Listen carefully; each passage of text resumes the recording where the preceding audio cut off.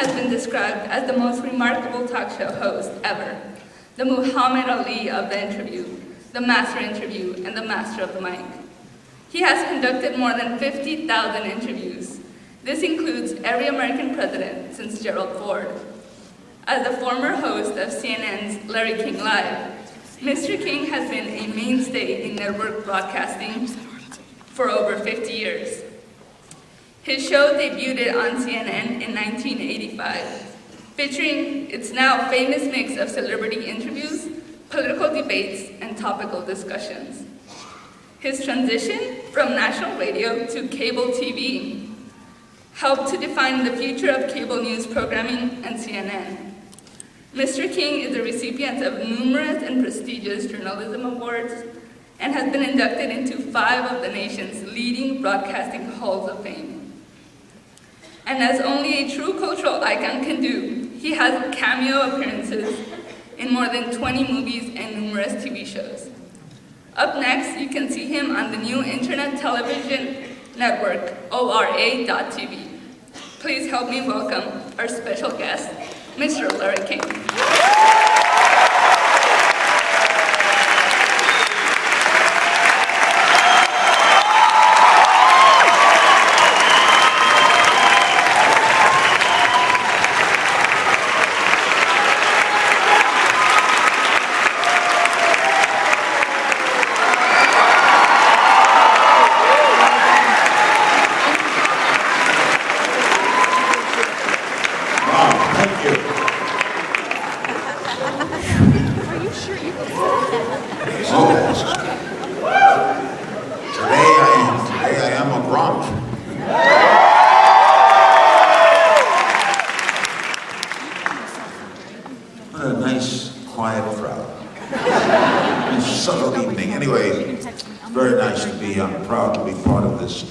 Speaker series.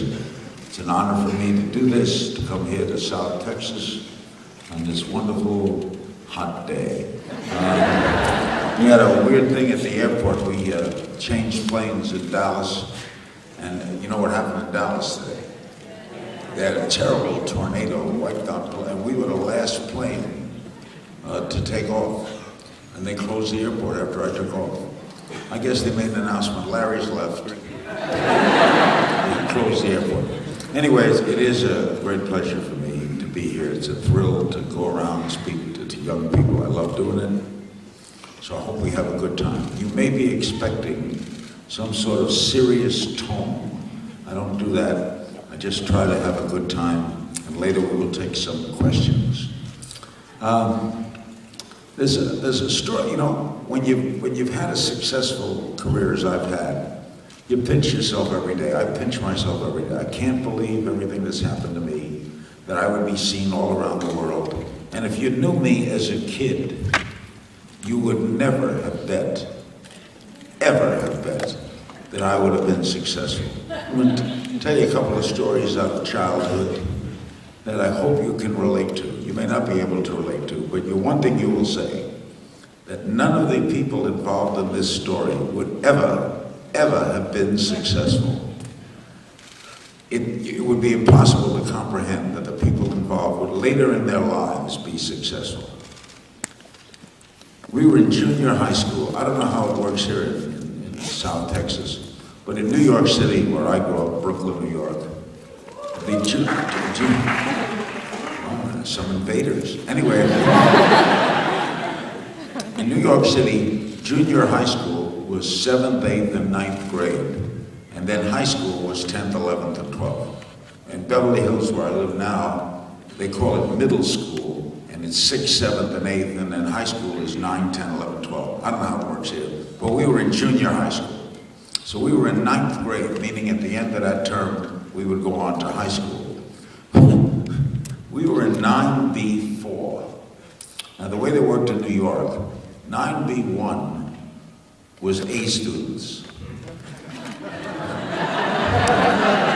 9B2 was B students. 9B3 was C students. And we were 9B4, meaning we're not sure. 9B5 were Neanderthals. There's one guy in 9B5 loved me because I removed a thorn from his paw. Anyway, okay. We're in 9B4. It's October. We're going to graduate in June. We go to class one morning. You know, you start in one class and then go to your other classes during the day. So we're in our homeroom class, and Gil Mermelstein did not come to school. Now, Gil was one of our friends. We called him Mappo because he had hair like a mop. So his nickname was Mappo. Everyone called him Mappo. He didn't come to school. So 3 of us went over to his house to see why he did not come to school. The 3 were me, Herbie Cohen. Herbie went on to become what Playboy magazine called the world's greatest negotiator. He wrote a book called You Can Negotiate Anything, enormously successful. Brasi Abati was the 3rd person. He went on to become a brain surgeon in Buffalo, New York. He opened his own hospital. Now this is the 3 of us. Later we would become pretty successful in life, but we were now like 14 years old. Me, Herbie, and Brasi, we go to Mappo's house to see why Mappo did not come to school. We get to his house, all the shades are drawn, and there's a guy sitting in front of his house, and he tells us he's Mappo's cousin. He lives in New Jersey. He's Mappo's only living relative, and Mappo just got tuberculosis. And Mappo and his parents have gone to Tucson, Arizona, because it takes a year to recover from tuberculosis. His cousin is waiting to go to school the next day to tell him that Mappo will never be back in school.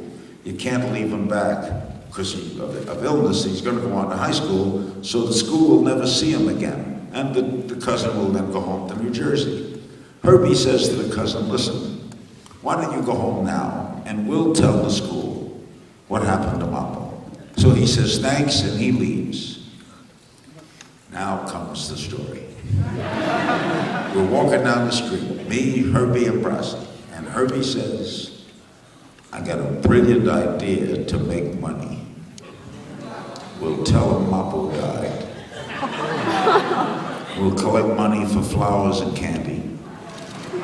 And it's foolproof. He's gone for tuberculosis. He's in Arizona for a year. School's over in June. We go on to high school. Well, what happens? Well, it'll be forgotten. The whole thing will be forgotten. He's the only living relative. They won't know about him. It's foolproof.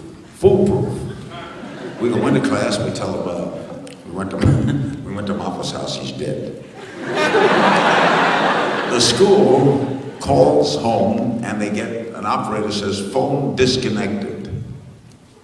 So they write deceased on his card, and we raised $250. And we had candy, and we went to Nathan's, and we went to movies, and we had money. It was great. About 3 weeks later, the principal asks to see us in his office.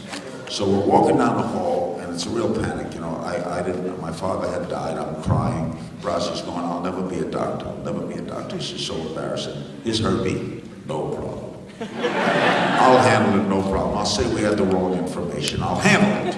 We go into his office. We're expecting to be crucified. Instead, he is smiling.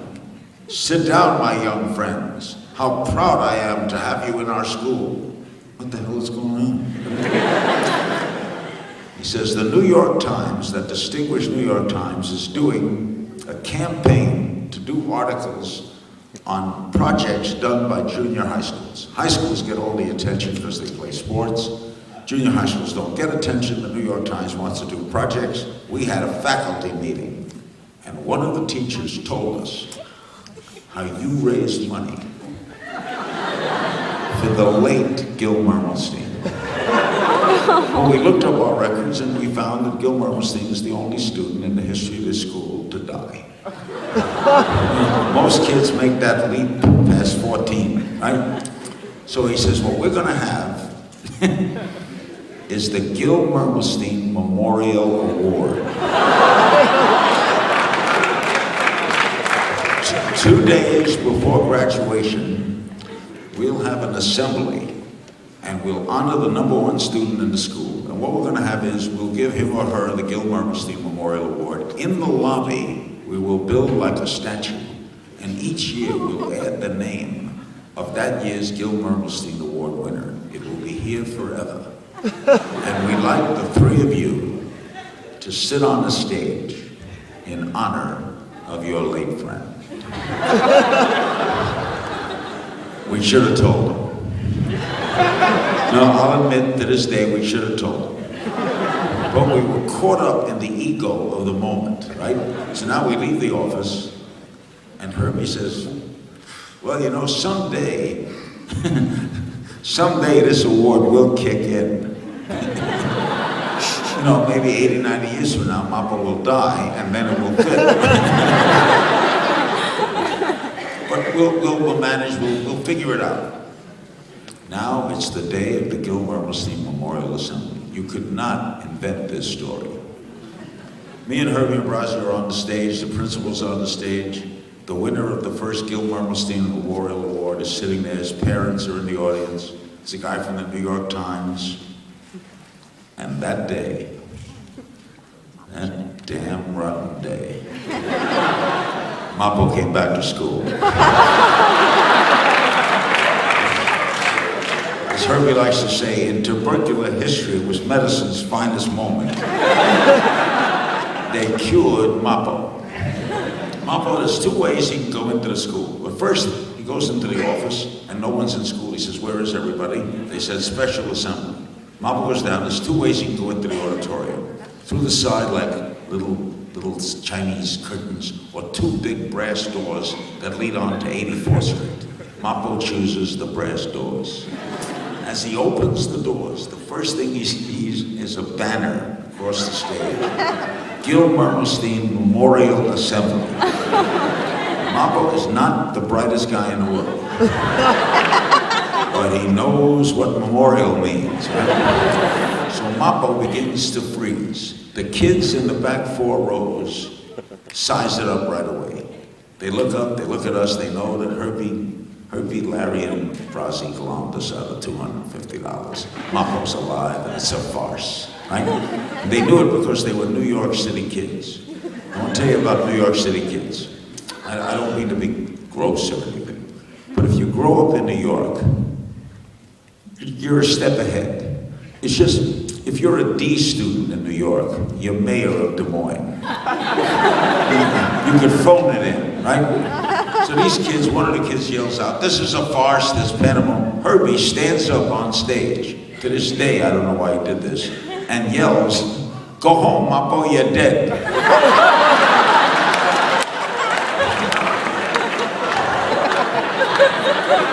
Mappo flees, he's gone. There's pandemonium in the auditorium. The winner of the award, do I get the award? Do I win it? The parents are looking around, the principal looks at the three of us. The veins are popping in his neck. He is really ticked. And he says, my office, now! And he storms out. Now we're walking to the office and we're really down. You know, I'm down, Brazzi's down, I'm never gonna be a doctor. I'm not gonna be a doctor. My poor father died, what's my mother gonna do? Here's Herbie, I'll handle it. No. Herbie would later become a negotiator. We get to his office, I've never seen anyone angrier to this day than that principal. He says, the three of you are suspended from school for life. Get out of my office, get down to your locker, clear out your locker, you will not graduate. I'm going to recommend you go to Rikers Island and chop rocks. This is a disgrace, the worst day in my history of this New York City school system. Get out of my sight. And Herbie said, you're making a big mistake. And the principal says, what do you mean? He says, well, you know, Mr. Principal, in New York City, there is a law that when a kid is suspended, there has to be a hearing before the school board, and we'll have a hearing, and we'll be suspended because we did a dumb thing. But someone on the school board is going to say to you, Mr. Principal, 3 dumb kids come in, tell your kid is dead. You make one call, the phone's disconnected. You have a Gil Mermelstein Memorial Assembly, the entire assembly. You invite the New York Times. You have the winner and his parents. Let me tell you something, Mr. Principal. We'll be suspended. You'll never be principal again in the city of New York. Why don't we just forget the whole thing?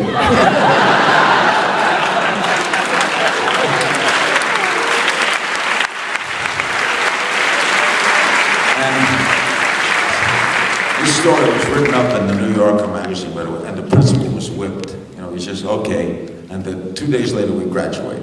And here's Herbie chutzpah. We didn't graduate alphabetically, we graduated by size for some reason, the tallest guy led. So Mappo was right in front of Herbie, and the principal was handing out the diplomas, you know, John Jones, and he, Gil Mermelstein, Herbie pushed him aside and says, I'll take it, he's deceased. That's the Mappo story. There's another story of my youth. Anyway, we were 17 years old, and it was a Monday night in New York. It was kind of cold. It was November. It was important that it was Monday. It was important that it was November. We were standing around, me, Herbie, same Herbie Cohen, and Howie Weiss, a guy named Howie Weiss, and we were arguing and discussing ice cream for some reason. So I was talking about Borden's. I love Borden's ice cream. And Herbie loved Breyers, and Howie loved an ice cream called Carvel. I don't know if Carvel is here in Texas, but they got a million stores in New York and out in California, they're everywhere. And Howie loved Carvel, and we were arguing, debating, and Howie says, you know, there's a Carvel in New Haven, Connecticut, that serves 3 scoops for 15 cents. So I said, that's impossible, they can't serve 3 scoops for 15 cents. Herbie said, that's impossible. Now we're in Brooklyn. This is New Haven, Connecticut. So we bet him. I bet him, Herbie bets him. Now we call our parents, and Herbie gets in. Herbie had a car, and we're going to drive to New Haven to see if there's a Carvel ice cream store that serves 3 scoops for 15 cents. We decide we cannot go without taking hoo-ha. Now, every crowd has a hoo-ha. You are growing up, there must be a hoo-ha in your crowd. Oh, I used to speak like this. I'm very pleased to meet you. How nice it is to know you. He was not the brightest guy in the world, but he was hoo-ha, you know. So we decided we can't go without taking hoo-ha. So we go to hoo-ha's house. He's just about to eat dinner, and all we said was, hoo-ha, want to go to Carvel? Now there's a Carvel 2 blocks from the house. Right? So hoo-ha says, okay, Mother, Father, I'll go. I'll have a little ice cream. I'll still eat dinner. I'm just going to get a Carvel. Hoo-ha gets into the car. I'm in the back of the car with hoo-ha. Howie's up front with Howie. And we're driving, and we don't say anything. We drive right by the Carvel. We go to the Brooklyn Belt Parkway, to the Brooklyn Battery Tunnel, the Battery Tunnel to the West Side Highway, the Major Deacon. Hoo-ha says nothing. He says he's sitting in the back. We've been driving now for like 2.5 hours. Finally, hoo-ha says, I hate to interrupt. There's a very stimulating conversation you are having about football. But I looked at my watch. It was about 3 hours ago. He came to my house and said, oh, I want to go to Carvel. I said, yeah, there's a Carvel right by the house. And now I see there's a sign that says Massachusetts or Connecticut. So I want to inquire. I thought I might inquire, where the hell are we going? And I said, hoo-ha, Howie says there's a Carvel in New Haven that serves 3 scoops for 15 cents. Hoo-ha forgets his mother, forgets his father. He said, I'll bet you, Howie, they can't serve, so he bets me. Now we get to New Haven. Can't believe this. It's starting to snow in New Haven, early snow. The snow coming down, it's about 11:30 at night. We see the Carvel place, the guy's closing down, he sells ice cream, right? It's November, it's outdoors, it's closing down. We pull in, and Herbie says, this could be a whole trick planned by Howie and this guy. So Larry, you just get out of the car and order 3 scoops, see how much it costs. So I go over and order 3 scoops, and sure enough it was 15 cents. So we all get out of the car, we've lost the bet, we figure this is an incredible bargain. Boss says, you know, if I have 30 of these, I'll be even, because we're so far ahead. 3 scoops for 15 cents. The guy looks at us and says, hey fellas, I'm having my best day since July 4th. Why are you here? Where are you from? He said, we're from Brooklyn. Brooklyn, what brings you here? Well, Howie said that there was a Carvel in New Haven that served 3 scoops for 15 cents. And the guy says, they don't serve 3 scoops for 15 cents? No, it's 20 cents. He says, no wonder I'm losing money. So, now we're leaving. Here comes the incredible part of this story. It's now midnight in New Haven. The next day is election day in New Haven. And in Connecticut, you can't electioneer on election day. So all of Mayor Lee was running for re-election. By the way, the mayor remembered this story. 30 years later, I spoke in New Haven, and he still remembered this story. He said he thought about it every day, what happened. There's a lineup of cars going to New Haven High School, where they're going to have a coffee and donuts honoring Mayor Lee, who's running the next day for office. We put the sign on Herbie's car, and we're in the middle of this procession to New Haven High School. Herbie left the sign on his car, by the way. Lee got write-in votes in Brooklyn. Anyway, we drive to New Haven High School, and we're in the middle of this big procession. We go in, and there's a coffee and donut party for Mayor Lee, and we're in the middle of it. So there's like 400 people there. And we got coffee, and Hoo-Ha's putting donuts in his pockets. I lost money on the car now, I'm gonna make money here. Howie comes over to me and says, do you know what Herbie's doing? He's telling everyone what a hard worker you were for Mayor Lee. So I go around, I'm telling everyone, look at that guy Herbie. Boy, he gave out leaflets, unbelievable. God's honest truth. The chairman of the Lee campaign comes over to the two of us, and he says, we'd like to have the YouTube young men come on stage with Mayor Lee and I in honor of youth in politics. We've all heard how hard you've worked. Up on stage, we're sitting. There's Mayor Lee, first time we ever saw him. He's sitting there, me, Herbie, and the campaign chairman. In the back, Hoo-Ha is putting donuts everywhere. He's waving for us. Howie's on the floor laughing. And we're sitting on stage, and Herbie leans over to the campaign chairman and says, why don't you have Larry introduce the mayor? So the campaign chairman gets up and says, we have a young man, Larry, here. We heard how hard he's worked. He's going to introduce the mayor. So I get up.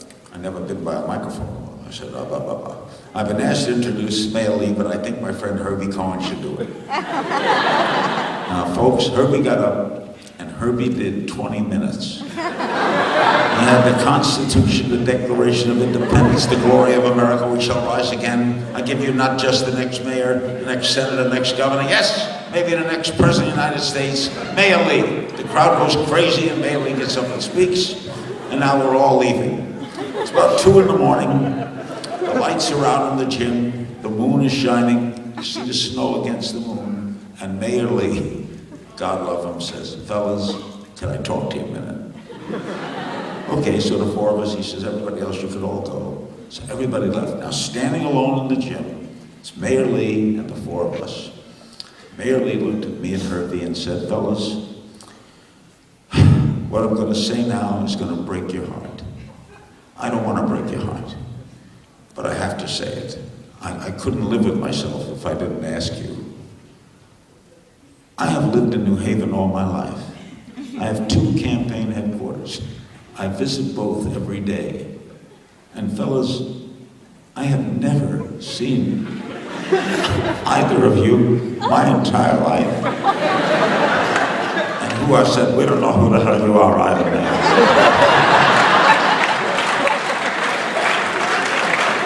And Mayor Lee said, you mean you don't know me? No, we don't live here.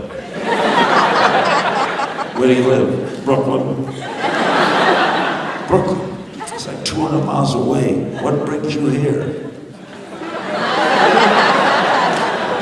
I said, well, Mayor Lee, Howie said that there was a carvel in New Haven that served 3 scoops for 15 cents. And Mayor Lee said, that's impossible, they can't serve 3 scoops.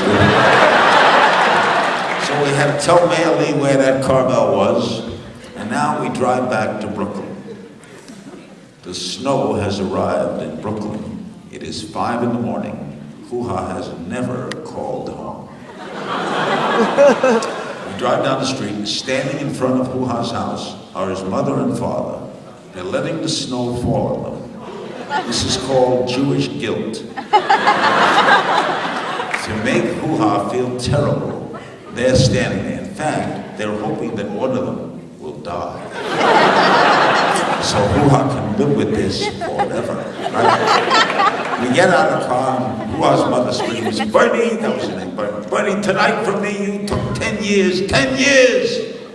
I want you to be honest, Bernie. Be honest. Just answer me. Where did you go tonight? Oh, I said, Carvel. Don't lie, Bernie, don't lie. When you didn't come home for 2 hours, we walked over to the Carvel and the man said you weren't there. Well, we went to a different Carvel. Well, in New Haven, Connecticut. The mother said, that's another. Yeah, they're screaming. The father grabs hold of Herbie, picked out Herbie, grabs him by the collar and a coat. He says, why the hell did you go to New Haven? You're a bum, you're a bum, you're a bum, you're a bum, you're a bum. Why'd you go to New Haven? And Herbie said, well, Howie said that there was a Carvel in New Haven that served 3 scoops for 15 cents. And Bernie's father said, that's impossible, they can't serve.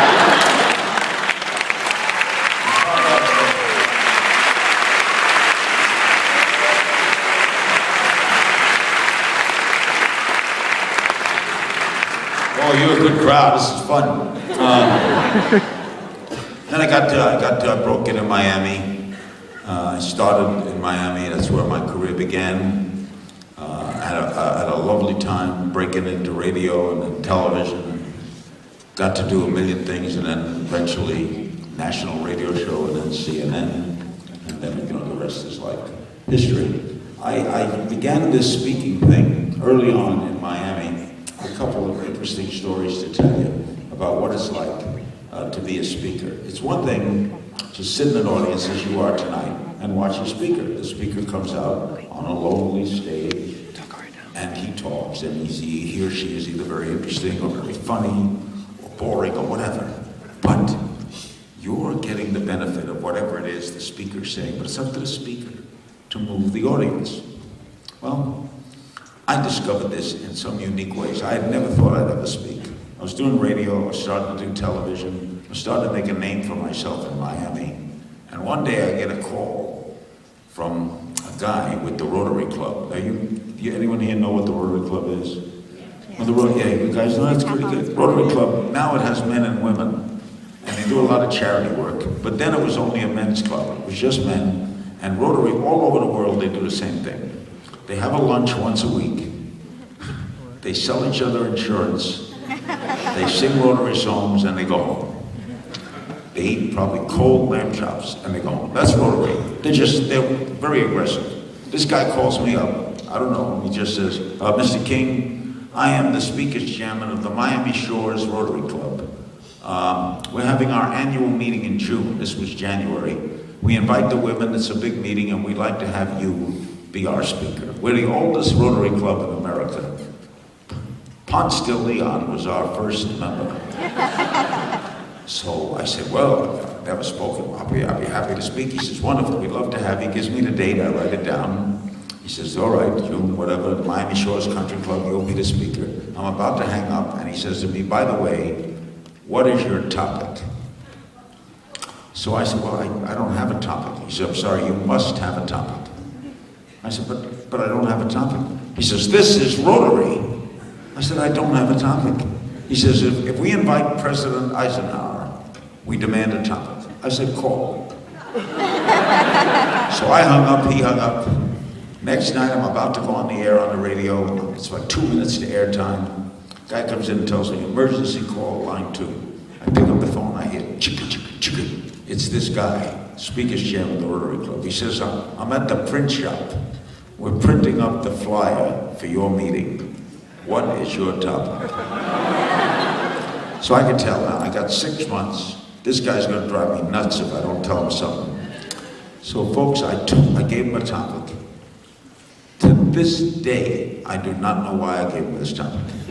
I have no knowledge of this topic. I had no interest in this topic. I never interviewed anyone about this topic. I never read about this topic. But I gotta get on the air. The clown's waiting. He's at the print shop. So I said to him, my topic is the future of the American merchant marine. He said thank you, I said thank you. He hung up, I hung up. Now it's 6 months later. All I've got written down is Miami Shores Country Club, 8 o'clock. I don't even have Rotary written. I just know I gotta make a speech. I'm a little nervous, but I gotta make a speech. I have no memory of ever talking to this guy or ever giving him the topic. I drive to the Miami Shores Country Club. I get to the parking lot. There's a sign, parking lot full. Oh, I packed him in. Little Larry packed him in. I parked 2 blocks away. I walk up to the country club. There's a sign in front. Tonight, the future of the American Merchant Marine. Holy Moses, they got 2 speakers. I got the wrong night. There's a mistake. Speaker's chairman comes running out. He's beside himself with excitement. And this tells you a lot about Rotary. This topic, the future of the American Merchant Marine, broke their all-time attendance record. They came on wheelchairs from Fort Lauderdale to hear this. He says to me, "We can't wait to hear about the future of the American Merchant Marine." And I said to myself, "You can't wait." He takes me in a picture of his panic. I'm on stage, sitting on a rostrum. There's a whole dais. Very, very weird crowd. Speaker's chairman gets up to introduce me, tells me he took the day off work to research the history of the American Merchant Marine. And he starts talking about tonnage, harbor size, comparing Galveston to Hong Kong. I'm falling asleep. The Rotarians are orgasmic. They're going crazy, right? Finally, he says, "And now to talk about the future of the American Merchant Marine, Larry King." Now that's panic. I get up and that's panic. I go to the microphone and I said, and I decide, you know something, if you don't know something, leave it alone. So I talked about politics, baseball, anything. I just never mentioned the American Merchant Marine. I finish, I jump out, I ran out. No applause, no nothing. I passed one guy turning up his hearing aid. Did he mention the Merchant Marine? I get to my car, I start the car. It's a June night in Miami, very warm, very humid. The air conditioning's blowing in my face. And I say to myself, you know, I'm never gonna speak again. I don't need this. I don't need it in my life. I don't have to speak. I got radio and television. I don't need. And suddenly, there's a banging on the window of the car. The speaker's chairman has followed me to my car. And he is ticked. He is beyond ticked. He's in a new world of tickdom. He is banging, banging. I hit the button, and the window goes down, and he sticks his head in the window. Now, he's got his head in the window, and I got my hand on the button. I could have sweated and